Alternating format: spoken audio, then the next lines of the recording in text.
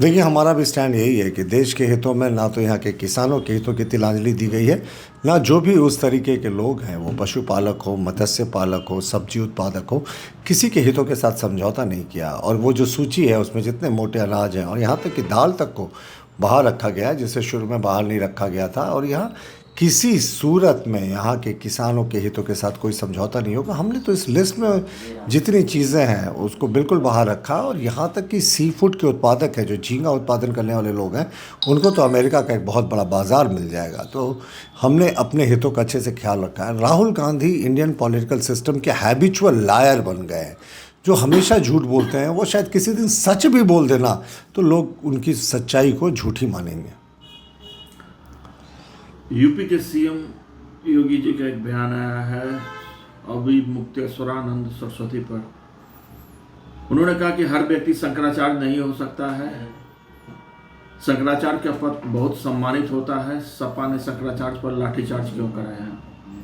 देखिए, यह तो सच में इतिहास के झरोखे में अगर आप जाएंगे तो कांग्रेस ने संतों के ऊपर गोलियां चलवाई थी। जब संत 60 के दशक में प्रदर्शन कर रहे थे सरकार के खिलाफ, तो कांग्रेस कहाँ तो संतों के खून से पहले से रंगा हुआ था। और समाजवादी पार्टी ने तो शंकराचार्य जब शांतिपूर्वक प्रदर्शन करते उन पर लाठियाँ चलवाई थी। साहब, आज शंकराचार्य जी के ऊपर ये जो एक घटना हुई थी, ये घड़ियाली आंसू बहाने का काम कर रहे हैं। और ये तो वही लोग हैं ना, समाजवादी पार्टी के लोग, जिन्होंने कार सेवकों पर गोलियां चलाई थी। सरजू नदी लाल हो गई थी उस दिन साहब, लेकिन भव्य राम मंदिर तो बनकर रहा।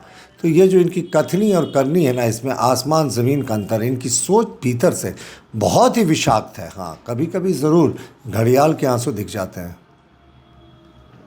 अखिलेश यादव ने योगी पर हमला करते हुए बोला कि यह योगी, बताओ योगी, यह योगी हो सकते हैं क्या? इन्हें किसने सर्टिफिकेट दिया? योगी जी जो हमारे मुख्यमंत्री हैं, उन्हें कोई सम्मान नहीं। वस्त्र पहनने, कान छिदवाने से आप योगी नहीं हो जाते हैं। आपके अंदर डिजायर है तो आप योगी नहीं हो सकते। अब देखिए, अखिलेश जी इतनी व्यक्तिगत स्टेटमेंट पर इतने नीचे गिर जाएंगे, राजनीतिक मर्यादा का पालन नहीं करेंगे कि किसी व्यक्ति के पहनावे पर, उसके कान छिदे होने पर अगर वो इस तरह की बातें करेंगे, तो अखिलेश जी याद रखिए, अगर हम भी अतीत में चले जाएं आपके इतिहास में, तो बात बहुत दूर तक जाएगी। लेकिन हम मर्यादा का पालन करते हैं। साहब, योगी जी ने संन्यास ले लिया है और वो जनता की भलाई के लिए राजधर्म निभाते हैं। साहब, योगी जी के पास क्या संपत्ति है? एक बार तुलना करके देख लीजिए, कुछ नहीं है साहब। जीवन से जिन्होंने संन्यास ले लिया और अपना जो है वो क्रियाकर्म खुद करवा दिया हो, वो व्यक्ति सिर्फ और सिर्फ जनता की सेवा करने के लिए मैदान में अडिग है। वो यहाँ पर मेवा खाने के लिए नहीं आया। और अखिलेश जी और उनके परिवार के ऊपर आप देख लीजिए, डिस्प्रपोर्शनेट एसेट का कैसा केस चला था, जिसको उस समय अमेरिका ने जब डील किया था और सरकार से समर्थन देने के एवज में कम्युनिस्टों ने वापस ले लिया था, तो समाजवादी पार्टी ने सरकार का समर्थन किया था। उस समय डिस्प्रपोर्शनेट एसेट केस को बंद कर दिया गया था। तो अखिलेश जी, अपने अतीत को मत भूलिए। आपके कितने सारे भवन, अट्टालिकाएँ हैं, गाड़ियाँ हैं, और एक तरफ योगी जी को देख लीजिए, जिनका जीवन सादगी का प्रतीक है। पुलवामा हमले की आज वर्षगांठ है। 14 फरवरी आज ही के दिन जम्मू कश्मीर के पुलवामा जिले में आतंकी हमला हुआ था। कई निर्दोष लोग मारे गए थे। क्या कहें?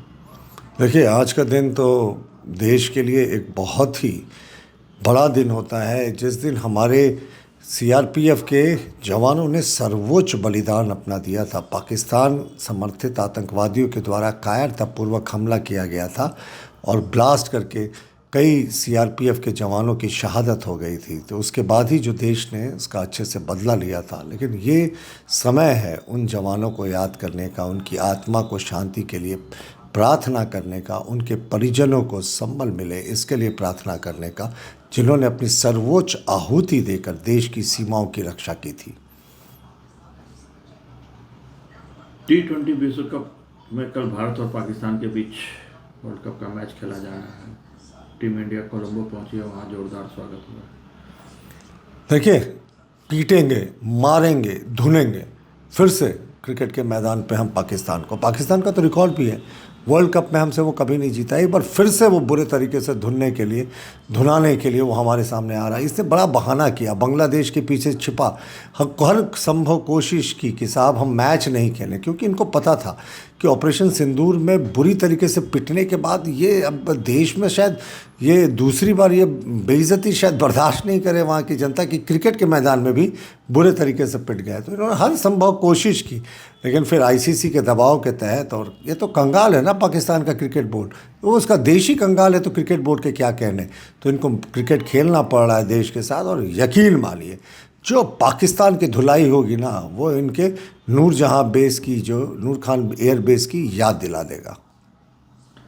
दिल्ली यूनिवर्सिटी यूजीसी कानून पर बवाल हुआ। महिला प्रदर्शन के दौरान यूट्यूबर जो वहाँ कवरेज में गए हुए थे, वो उनसे अभद्रता की गई। देखिए, अगर कोई देश में कानून आता है तो इसके समर्थन, इसके विरोध में लोग रहते हैं, इस पर किसी को आपत्ति नहीं होनी चाहिए साहब। संयमित भाषा से विरोध होना चाहिए कानून के दायरे में। प्रजातंत्र की खूबसूरती भी है साहब कि कोई नया कानून आता है, समर्थन और विरोध में सब लोग आते हैं। हालांकि इस कानून पर अभी सुप्रीम कोर्ट ने रोक लगा कर रखी है, तो दोनों पार्टियों को संयम रखना चाहिए। और पत्रकारों से, यूट्यूबर से अभद्रता तो किसी सूरत में इसका कोई जस्टिफिकेशन नहीं हो सकता। तो हमें लगता है जो कल कुछ भी हुआ वो नहीं होना चाहिए था कैंपस में, खास करके छात्रों के द्वारा, और छात्रों को संयम रखना चाहिए, सर्वोच्च न्यायालय पर विश्वास करना चाहिए और उसके इंतज़ार करना चाहिए फाइनल निर्णय का। मार्च में इस केस की अगली सुनवाई है। प्रधानमंत्री ने कल नॉर्थ ब्लॉक और साउथ ब्लॉक का नाम बदलते हुए इसे गुलामी का प्रतीक बताया और कहा जिसे विकसित भारत 2047। क्या कहें? देखिए, हमारा देश जो गुलामी की प्रतीकें थी वो या तो मुग़ल काल की थी या अंग्रेज़ों के समय की थी, धीरे धीरे सबको मिटाया जा रहा साहब। औरंगज़ेब रोड हुआ करता था, जिस औरंगज़ेब ने लाखों हिंदुओं को मरवा दिया था। उसके बाद जितनी तमाम तरह की चीज़ें थी, यहाँ बजट पेश होता था शाम को। क्यों साहब? क्योंकि इंग्लैंड में उस समय सुबह होती थी और इंग्लैंड में लोग वॉच कर सके। इसे हमारे अटल बिहारी वाजपेयी जी की सरकार ने बदला था, वरना कांग्रेस तो उसी अंग्रेजी राज की परंपरा को लेकर आगे बढ़ रही थी। और अब प्रधानमंत्री जी ने भी सेवा तीर्थ का नाम दिया जिस ऑफिस में वो काम करेंगे। नॉर्थ ब्लॉक, साउथ ब्लॉक साहब, ये तो अंग्रेज वेस्टमिंस्टर की लिगेसी है जिसको प्रधानमंत्री जी ने एक झटके में हटा दिया।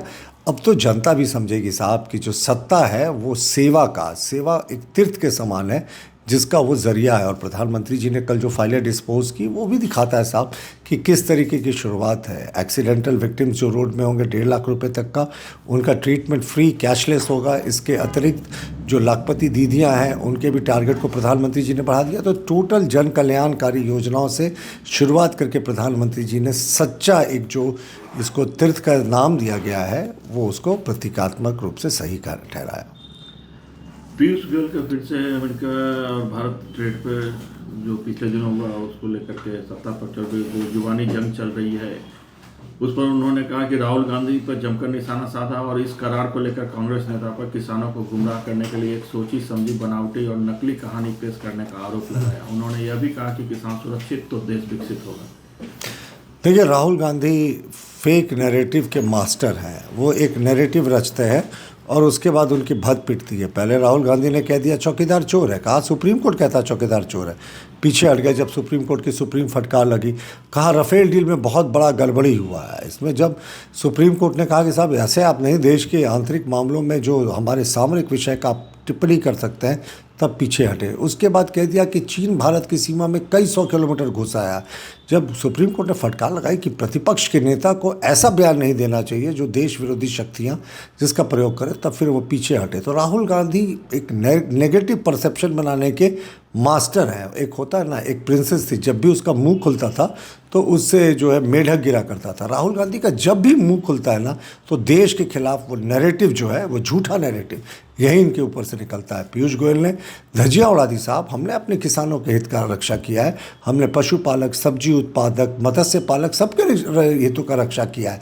जितने अनाज है जो हमारे किसान यहाँ बेसिक प्रोड्यूस करते हैं सबको उस लिस्ट से बाहर रखा। और यही नहीं, जो झींगा मछली है उसको अमेरिका में एक बहुत बड़ा बाजार मिलेगा। तो हमारे हितों से हमने कहीं समझौता नहीं किया।